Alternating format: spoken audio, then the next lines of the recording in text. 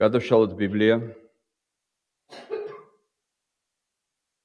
წმინდა იოანეს სახარება მეორე თავი. კითხულობთ პირველი მუხლიდან მე-11 მუხლის ჩათვლით. მესამე დღეს ქორწილი იყო გალილეის კანაში და იესოს დედაც იქ იყო. იესო და მისი მოწაფეებიც იყვნენ მოწვეულნი ქორწილში. და როცა ღვინო შემოაკლდათ, ეუბნება იესოს დედამისი, ღვინო აღარ აქვთ. ეუბნება მას იესო, რა გინდა ჩემგან? დედაკაცო, ჩემი ჟამი ჯერ არ დამდგარა. ეუბნება დედამისი მსახურებს, გააკეთეთ ყველაფერი, რასაც ის გეტყვით. იყო იქ 6 ქვის ჭურჭელი. იუდეველთა საწესო განწმენდისთვის თითოში 2 თუ 3 საწყაული ჩადიოდა. ეუბნება მათ იესო, დაავსეთ წყლით ეგ ჭურჭლები. და მათაც დაავსეს ერთამდე. და ეუბნება მათ, ახლა ამოიღეთ და მიართვით სუფრის გამრიგეს და მიართვეს. როცა სუფრის გამრიგემ გემო უნახა ღვინოდ ქცეულ წყალს, არ იცოდა საიდან იყო ეს, იცოდა მხოლოდ მსახურებმა, რომლებმაც ამოიღეს წყალი, მაშინ სუფრის გამრიგემ დაუძახა ნეფეს და უთხრა მას, ყველა კაცი ჯერ კარგ ღვინოს ჩამოდგამს, ხოლო როცა შეთვრებიან მდარეს, შენ კი აქამდე ინახავდი კარგ ღვინოს. ასე დაიწყო იესომ სასწაულების მოხდენა გალილეის კანაში და გამოავლინა თავისი დიდება და ირწმუნეს მისმა მოწაფეებმა. ეს არის უფლის სიტყვა. ვილოცოთ. ღმერთო, მადლობა შენი სიტყვისთვის, რომელშიც გვაქვს ნათელი და შენი ნების გაცხადება. გევედრებით სულიწმინდის მადლით მოგვანიჭერათა ჩავწვდეთ შენს ნებას, ჭეშმარიტებას. მოგვიცი რათა ვერწმუნოთ შენს ძეს და ამ რწმენით საუკუნო სიცოცხლე დავიმკვიდროთ. მოგვანიჭერათა გაბედულად ვაუწყოთ ეს რწმენა სამყაროს. იესო ქრისტეს ჩვენი უფლის მიერ. ამინ. მოსემ წყალი გადააქცია სისხლად და მოიტანა სიკვდილი, წუხარება, ვინაიდან მოსეს მიერ მოხდენილი სასწაული იყო ღვთის რისხვა და სასჯელი. განსხვავებით მოსესგან ქრისტემ გადააქცია წყალი ყურძნის სისხლად, ღვინოდ და მოიტანა სიხარული, რწმენა, ხსნა და დიდება. ძმებო და დებო, მოსე თავისი რჯულით გვამხელს ჩვენ და ბრალს გვდებს. მოსეს კვერთხი მოღერებულია ჩვენს თავზე და გვიქადის ღვთის სასჯელს. მაგრამ ქრისტეს მოაქვს ჩვენთვის შვება, ნუგეში, მიტევება და რწმენა. და რამე არ გვჭირდება მოსე თავისი კვერთხით. რა თქმა უნდა გვჭირდება. რათა ყოველთვის შეგვახსენოს, რა საზიზღარი და აუტანელი ცოდვილები ვართ ღვთის წინაშე. რათა გვითხრას, რომ ჩვენი ცოდვების გამო ვიმსახურებთ მხოლოდ და მხოლოდ ღვთის გაჯავრებასა და გულის წყრომას. მაგრამ უფრო მეტად გვჭირდება ქრისტე თავისი სახარებით, რომელიც ალბუნებს და აფონებს ჩვენს სულს, გვაძლევს იმედს, სიხარულს და გადარჩენას. მე მინდა რომ დღეს ჩვენ მიერ წაკითხული ამბავი, რომელიც წარმოადგენს იესო ქრისტეს პირველ სასწაულს, 3 თვალსაზრისით წავიკითხოთ. 3 განსხვავებული სათვალე მოვიმარჯვოთ იმისათვის, რომ შევხედოთ ამ ისტორიას. შევხედოთ, რას გვასწავლის ეს ამბავი ადამიანის ქცევასთან დაკავშირებით, ანთროპოცენტრულად. აგრეთვე ვნახოთ, რას გვასწავლის ეს ისტორია ღვთის შესახებ. ვინ არის ღმერთი? როგორ არის ღმერთი წარმოდგენილი ამ ამბავში? თეოცენტრულად. და ბოლოს შევხედოთ ამ ამბავს და ამოვიკითხოთ, რას გვასწავლის ის ქრისტეზე და ჩვენს გადარჩენაზე მასში, ქრისტეცენტრულად. მაშასე, რას გვეუბნება ჩვენ ქრისტეს მიერ მოხდენილი პირველი სასწაული ადამიანის აქციელთან, ჩვენს ქცევასთან მიმართებაში? მე-20 საუკუნის ძალიან ცნობილი მსხვილი ბიბლიისტი რეიმონდ ბრაუნი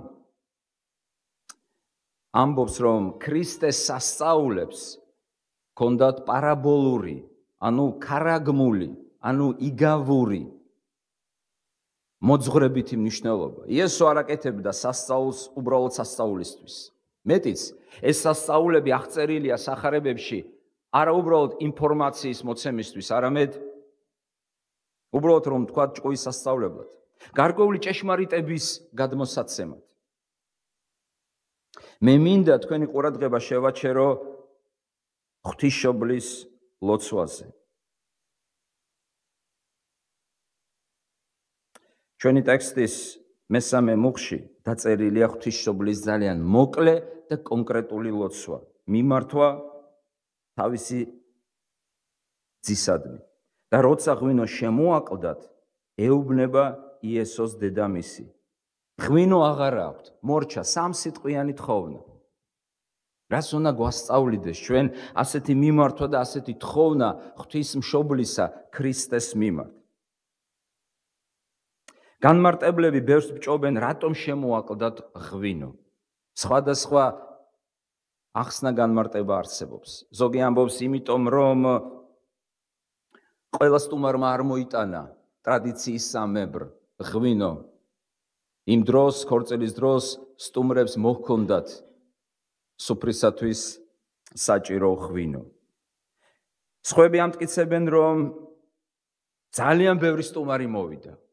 ვერ გათვალეს, ხო ხდება ქორწილის დროს. განსაკუთრებით აღმოსავლეთში, როდესაც ასეთი დღისათვის იკრიბებიან მეგობრები, ნათესავები, ნაცნობები, სხვა ურთიერთობაა ვიდრე ჩრდილოეთში. მაგრამ ქრისტიანულ ტრადიციაში დამკვიდრებულია სხვა განმარტება.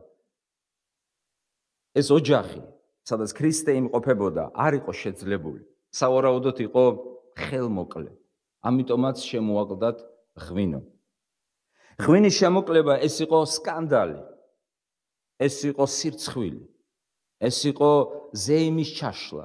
ეს იყო მწუხარება. ეს იყო შეურაცხყოფა და ასე შემდეგ. წარმოიშვა კრიზისი, წარმოიშვა უკმარისობა, შემოაკლდათ ის, რაც საჭირო იყო იმ დროს. რას შვება ღვთისმშობელი ამ დროს? ის მიმართავს ქრისტეს მოკლე ლოცვით. ღვინო არ აქვთ მათ. ჩვენ გვჭირდება შველა, ჩვენ გვჭირდება დახმარება. აქაც მკვლევარები მიგვანიშნებენ ღვთისმშობლის ცოდნაზე თავისი ძის შესახებ. მარიამს კარგად ესმოდა, რომ მისი ძე არ იყო ჩვეულებრივი ადამიანი. ის იყო ადამიანი, მაგრამ ის იყო აგრეთვე ღვთის ძე, ღმერთი, მოსული ხორცში, როგორც ეუწყა მას გაბრიელის მიერ. ის ფლობდა გარკვეულ ცნობას, ცნებას, ცოდნას თავისი ძის მიმართ. თუ არადა ის არც მიმართავდა ასეთი სათხოვრით. თანაც ასეთი რამ იესოს, მის ძეს ადრე არ გაეკეთებინა. არ გაეკეთებინა. ეს იყო პირველი სასწაული. და ღვთისმშობელი მიმართავს მას ამ სიტყვებით. ერთ-ერთი ცნობილი ღვთისმეტყველი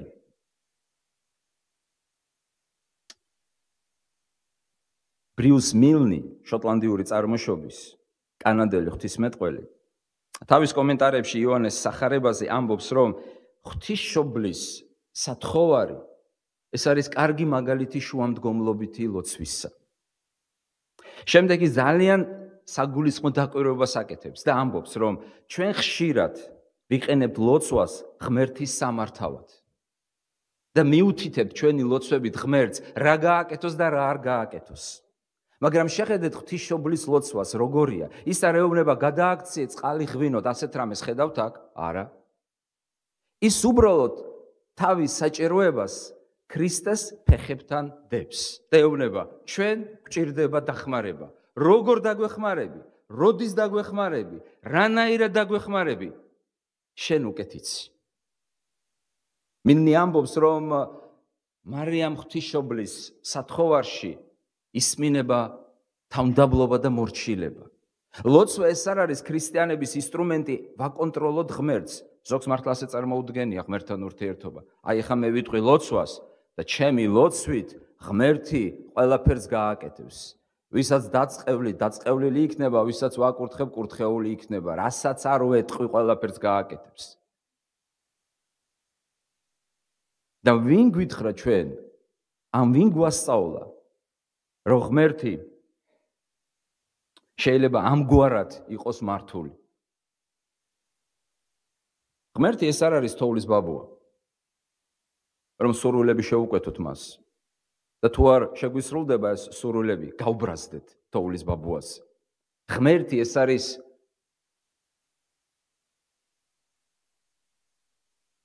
სამყაროს მყრობელი, სუვერენული მართველი. ღმერთი ეს არის უფრო მეტი, ვიდრე ჩვენ წარმოგვიდგენია.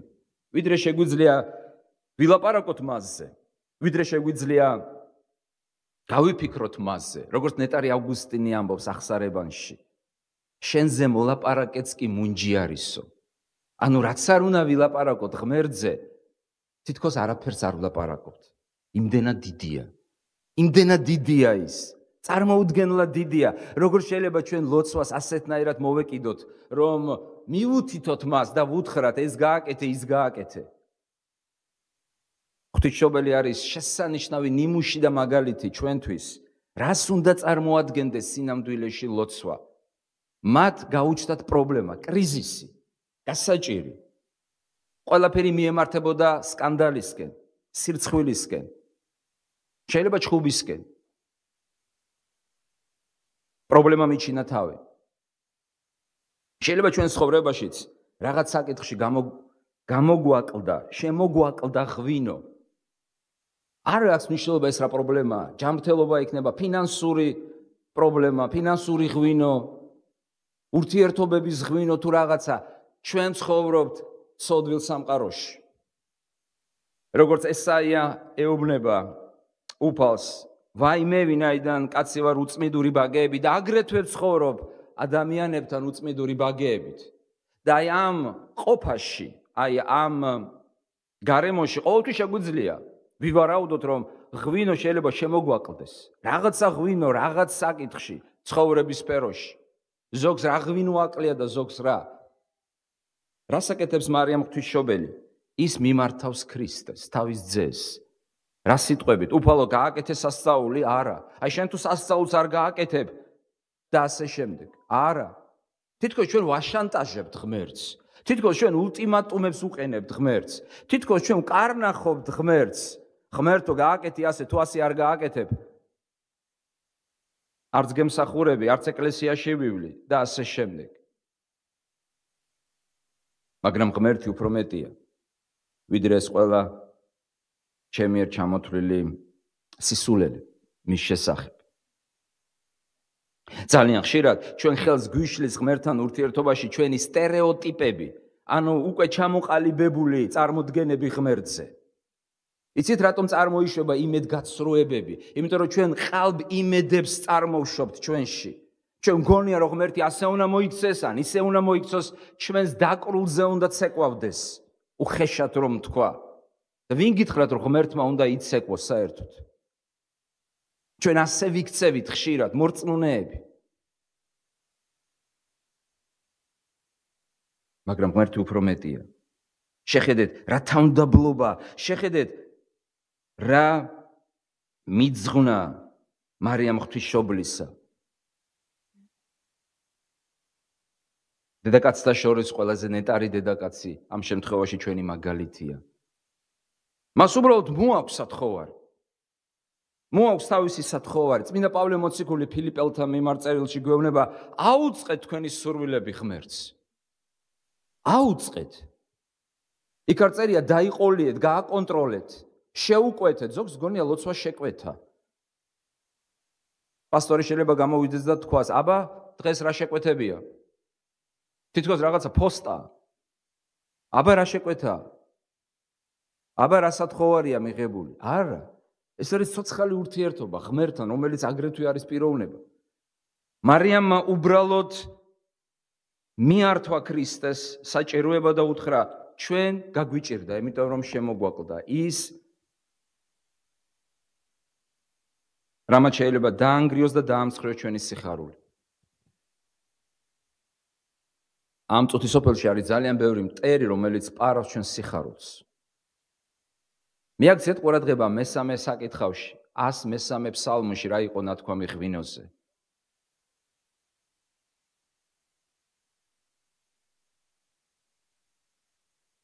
სიხარული, რომელსაც ეშმაკი პარავს ღვთის შვილებს. შეიძლება იყოს დაბრუნებული ქრისტეს მიერ. მოდით შევხედოთ ამ ამბავს თეოცენტრულად, ანუ როგორი ღმერთი წარმოგვიდგება ჩვენ. სამი სიტყვა შემიძლია ვთქვა აი ამ სასწაულთან დაკავშირებით. პირველი, ღმერთი მოვიდა კრიზისში, კრიტიკულ მომენტში, როდესაც უკვე არც საიდან აღარ იყო შველა. უკვე ადამიანს აღარ შეეძლო არაფრიც გაკეთება. იმ მომენტში სად უნდა წასულიყვნენ? მე მესმის შეიძლება თქვენ თქვა დაერეკათ გლოუსთვის, ან არ ვიცი კიდევ. მაგრამ იმ დროს არ იყო არც გლოუ, არც სუპერმარკეტი და სხვა რამ. არადა სკანდალი უკვე ხვივდებოდა. ღმერთი მოვიდა კრიტიკულ მომენტში, როდესაც ადამიანების ძალები იქნა ამოწურული. რაიმეს გასაკეთებლად. მეორე, ღმერთი მოვიდა მოულოდნელად. არავინ არ ელოდებოდა ამ სასწაულს, მეგობრებო, არავინ. თქვენ რა გონიათ, მარიამმა უბრალოდ თავისი სათხოვარი, როგორც თავისი სურვილი წარუდგინა ქრისტეს და უთხრა, აი ასეთი რამ გვაქვს გაჭირვება.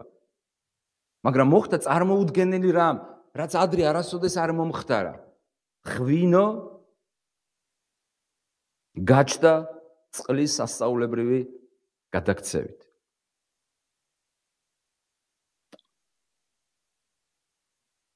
შეიძლება დღეს გვჭირდება სხვა სასწაული, ღვინო წყლად ვაქციოთ.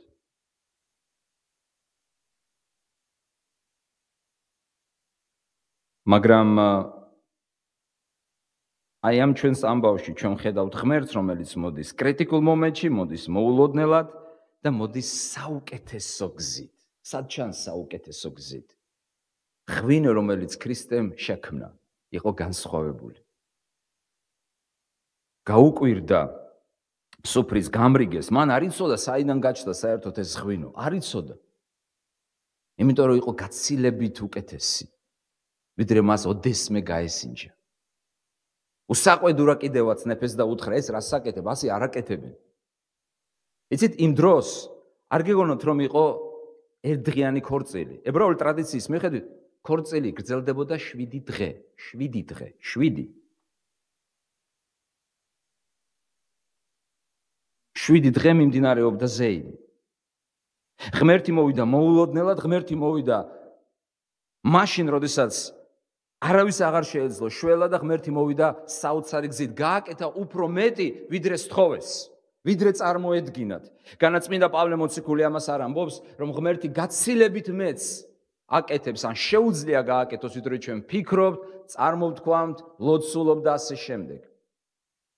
ჩვენი საყვარელი რეფორმატორი, ღვთისმეტყველების პროფესორი ლუთერი თავის დიდ კატეხიზმოში ამბობს და განმარტავს, რა არის ღმერთი და რას ნიშნავს ყავდეს ღმერთი. აი ესეთ კითხვას სვამს.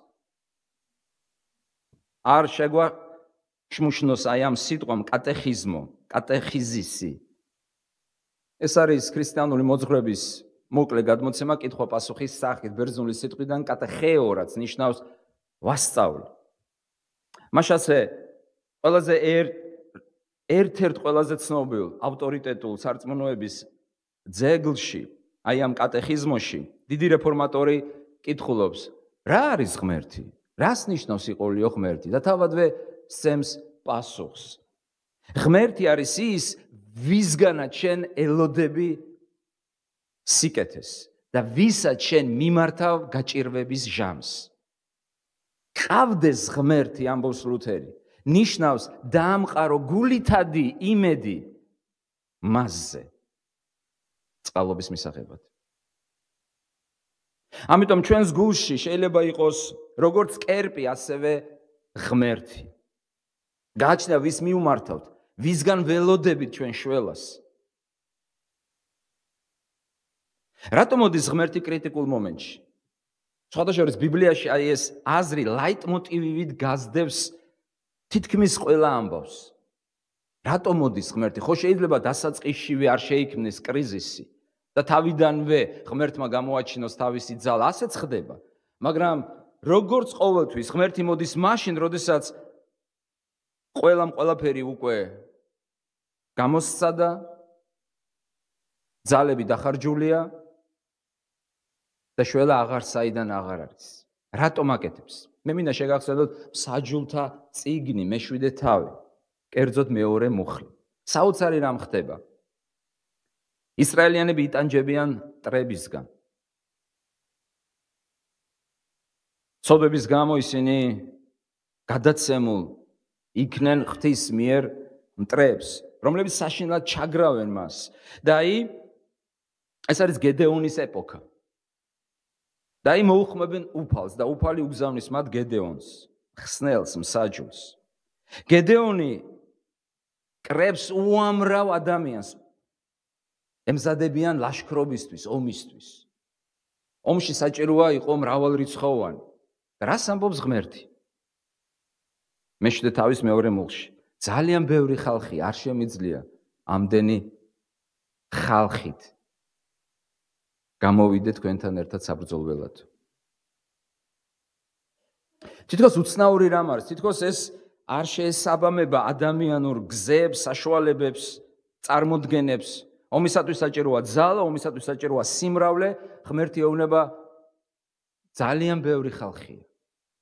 და იქვე ახსნილია მიზეზი, რატომ არ სურს ღმერთს, რომ გედეონი გამოვიდეს უამრავი, მრავალრიცხოვანი ლაშქრით. რატომ? იმიტომ რომ როგორც წერია მსაჯულთა წიგნში, არავინ არ თქვას, რომ ჩემმა ძალამ და ჩემმა მკლავმა მომანიჭა მე და მომიტანა გამარჯვებაო. და უთხრა უფალმა გედეონს, ბევრი ხალხი ყავს საამისოდ. როგორ ბევრი ხალხი? ომისთვის ხო ბევრი ხალხია საჭირო. ბევრი ცხენი, ბევრი იარაღი, უფალი საპირისპიროდ ამბობს. იმიტომ რომ ზოგი გამოდის ცხენით, ზოგი გამოდის ძალით, მაგრამ უფლის გზები განსხვავდება ჩვენი გზებისგან, უფლის აზრები განსხვავდება ჩვენი აზრებისგან. ის რაც ჩვენში აღმატებულია, დიდებულია, ღვთის თვალში შეიძლება იყოს საძრახისი და მიუღებელი. და პირიქით, ნახეთ რა ეუბნება უფალი გედეონს, ბევრი ხალხი ყავს საამისოდ. მერე რა ეს კარგი არ არის? არა, რომ მიდიანი ჩაუგდო მათ ხელში, რათა არ გაყოყოჩდეს ისრაელი ჩემზე და არ თქვას ხელმა ჩემმა მიხსნა. ხელმა ჩემმა მიხსნა. ღმერთი მოდის მოულოდნელად საუცხოო გზით და მოდის კრიზისში. იმიტომ რომ ვერც ერთმა ვერ თქვას, ვერც ერთმა ხორციელმა, მე გავაკეთე, მე გადავირჩინე თავი. მე მოვახერხე ეს, რას გვასწავლეს ასეთი შეხედვა ჩვენი ტექსტისა, ის რომ ყოველთვის დავამყაროთ იმედი ღმერთზე. არა მარტო გვასწავლის ეს ამბავი, რომ ჩვენ მოუტანოთ ჩვენი სათხოვარი, ისე როგორც ღვთისმშობელმა მოუტანა უფალს, არამედ რომ ღმერთზე დავამყაროთ იმედი. როგორც წერია ერთ-ერთ ფსალმში, უკეთესია ღმერთზე დაიმედება, ვიდრე თავრებზე და ადამიანებზე. დღეს წავიკითხოთ ჩვენ ამ ტექსტს. და ბოლოს მოდით შევხედოთ ჩვენს ამბავს ქრისტეცენტრულად. ქრისტე სად ჩანს? იგულისხმება ქრისტე არის მთავარი, მაგრამ სად ჩანს აქ? სად ისმინება სახარება? ღვინო მათ არ აქვთ, ეს რჯულია, მოსია, ეს ნაკლოვანება, ეს კრიზისია, მაგრამ სად არის აქ სახარება? სად არის აქ ქრისტეს ჯვარცმა, ქრისტეს აღდგომა? სუმცირე სამი მინიშნება გვაქვს ამ ტექსტში. სუმცირე სამი მინიშნება. გნებავთ სამი ალუზია ქრისტეს ჯვარცმაზე და აღდგომაზე. პირველი, ეს არის პირველივე სიტყვები, მესამე დღეს. განმარტებლები ბჭობენ, რას ნიშნავს ეს მესამე დღე? საიდან აითვლება ეს მესამე დღე? ზოგიერთი ფიქრობს მესამე დღეს ფილიპეს მოქცევიდან. სხვაები ამბობენ მესამე დღეს, ანუ ქორწილის მესამე დღეს, ვინაიდან ქორწილი რამდენი დღე გრძელდებოდა? ვინ დაიმახსოვრა? ეს კარგად დაიმახსოვრეთ. ვინა გითხრათ სხვათა შორის, რომ ოქტომბრის დასაწყისში გაიმართება ჯვრისწერის მსახურება ჩვენს ეკლესიაში.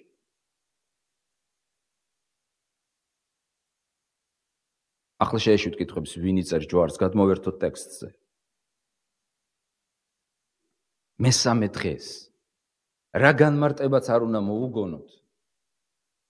კითხველისათვის ეს მესამე დღე, კითხველისათვის ასოცირებულად მიანიშნებს ქრისტეს ჯვარცმას და მესამე დღეს აღდგომას. იმიტომ რომ ქრისტეს აღდგომამ მოიტანა ჭეშმარიტი სიხარული და კრიზისის აღმოფხვრა. მეორე მინიშნება, რას ეუბნება ქრისტე დედას? დღეს არ დამდგარა, ახლა არ არის ჩემი ჟამიო, ჩემი დრო. ტიმ კელერი ამბობს და ამბობს სამართლიანად, რომ იოანეს სახარებაში გამონათქვამი ჩემი დრო, ჩემი საათი მიუთითებს ერთ რამეზე. ეს არ არის უბრალოდ დრო, დღეს არ დამდგარა, ანუ ახლა არ არის ამის დრო. არა. ჩემი დრო არის ძალიან ტექნიკური გამონათქვამი იოანეს სახარებაში და ნიშნავს ერთ რამეს, ჯვარცმას. ჯვარცმას.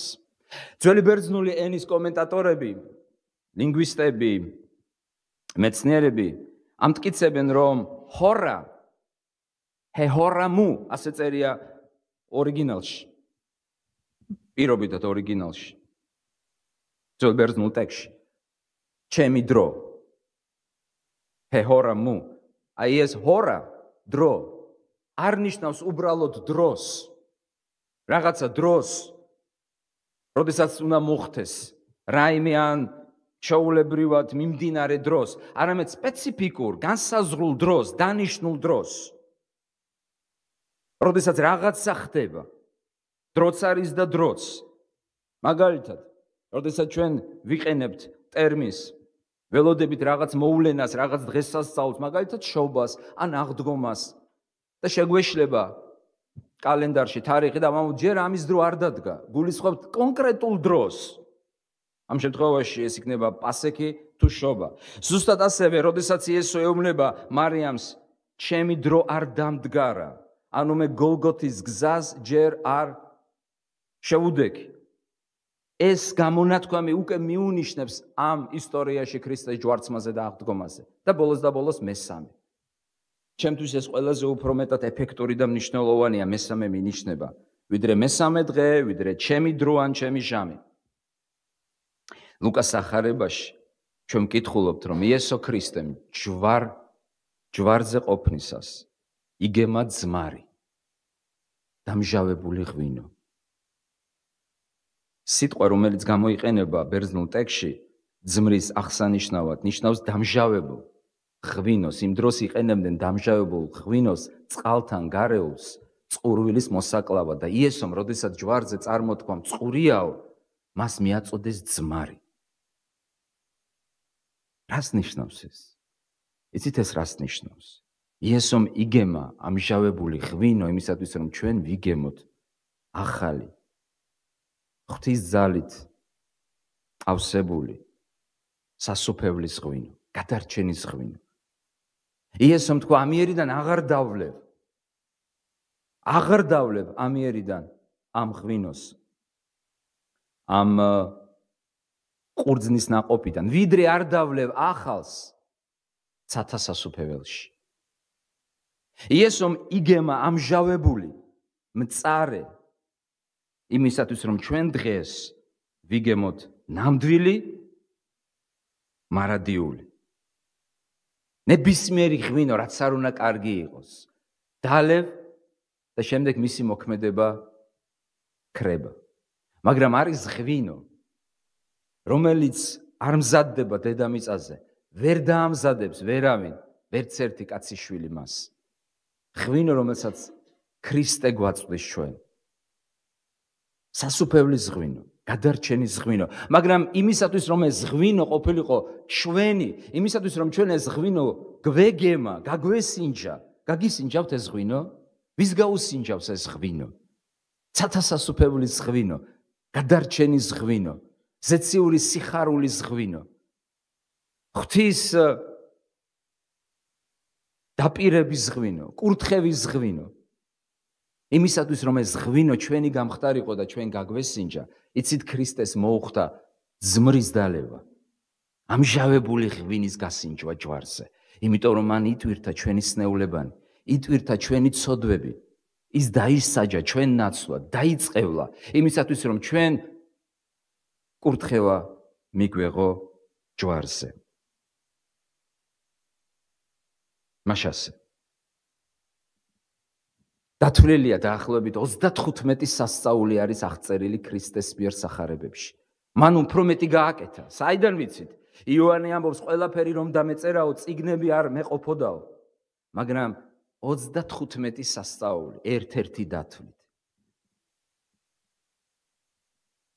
და პირველი მათ შორის იყო ქრისტეს მიერ წყლის ღვინოდ გადაქცევა. უფალი ამ სასწაულში ჩვენ გვარიგებს და გვმოცხრავს. მოუტანო ჩვენი გასაჭირი მას. და დაუტოვოთ უფალს უფლობა, როგორ გადაჭრას ჩვენი გასაჭირი. აგრეთვე დავამყაროთ და მხოლოდ მასზე დავამყაროთ იმედი და ის ვიყოლიოთ ღმერთად და ნუ გვეყოლება სხვა ღმერთები მის გარეშე. და მესამე, შევხედოთ ქრისტეს, ვირწმუნოთ ის და შევიყვაროთ და გავიხსენოთ, რომ მან ძმარი იგემა, ცუდი დასალევია, როცა თან ტყივა ყველაფერი, იმისათვის რომ ჩვენ ცათა სასუფეველის ღვინო ვიგემოთ დღეს და დავტკბეთ გადარჩენის სიხარულით მასთან ერთად. ვილოცოთ